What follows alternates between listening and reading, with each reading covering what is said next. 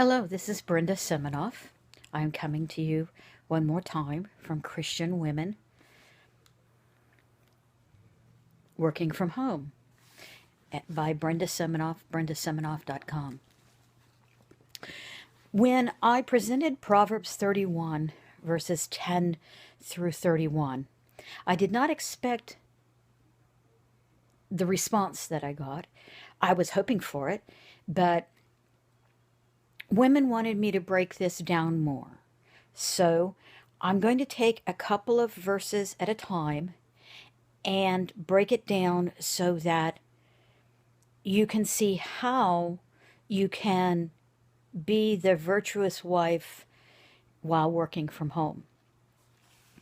In chapter 10, it says, in verse 10 of chapter 31 of Proverbs, it says, "An excellent wife who can find, for her worth is far above jewels."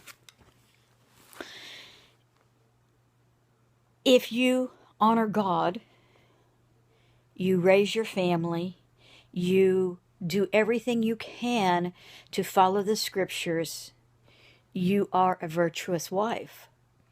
You respect your husband and all that he does for your family. You raise your children up to honor God. Those are what a virtuous wife would do. She looks well to her way, to her household. Verse 11 reads, "The heart of her husband trusts in her, and he will have no lack of gain." Now, if your husband is working outside the home, which 90%, 100% of them are, they respect you. They love you. They honor you. And he knows that the monies that he brings home are going to be used in a righteous manner, in building your household and taking care of the children. And when you go out in public, others will see this. So you want to present yourself to the best possible light that you can, because you're honoring God and you're honoring your husband and you're honoring your family. Now, then, verse 12, "She does him good and not evil all the days of her life." In this day and age, it is so easy to walk away from our commitments. But if our commitment is before God, then we look well to our ways. And we honor our husband all the days of our life. Not just once in a while. And when your husband goes out, he speaks well of you. That's what we want. We want that same respect that he would give a coworker, a boss, if it's a woman, or even a male boss. We want that within our lives because we're a helpmate. We are not a submissive doormat. We help build the family. We are responsible for the children. We are responsible that the food gets on the table, that things are done. We have a responsibility there. And then in 13, "She looks for wool and flax and works with her hands in delight." Now, can we do this today? Well, yes, we could, but it is not convenient for us. We can go shopping. We can look for decent bargains and be able to shop for our family. We see that they're dressed well. They're warm in the winter. They're comfortable in the summer. And we look well to our family. Those are our responsibilities. Paragraph. Now, I realize that others don't really look at this. But I want you to think about it. What sets us apart?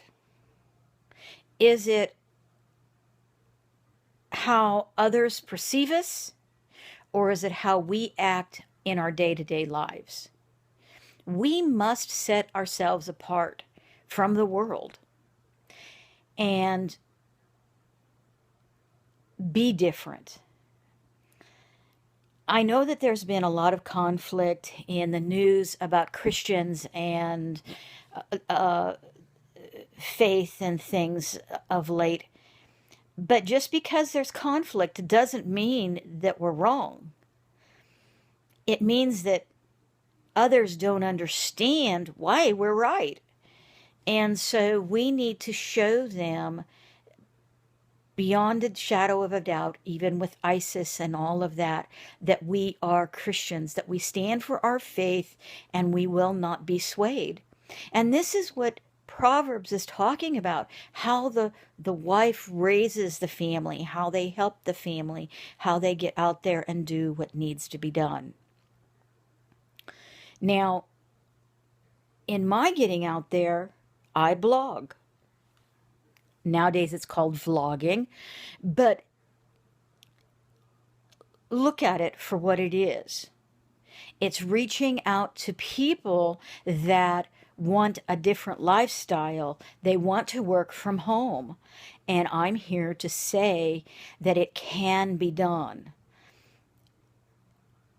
You have to want it bad enough, and you have to be wholeheartedly willing to do whatever it takes to work from home.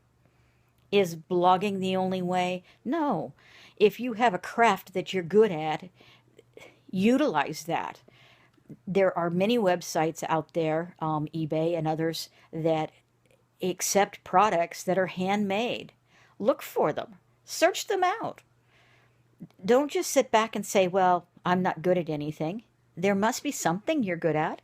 Everybody's good at something. Believe me, I was not good at blogging, and I still don't believe I am, but I get out there and I do it. I don't let what others think stop me. I present the word, I hope, to Christian women, young and old, to look at their lifestyle, look where they could be, and what do they have to offer.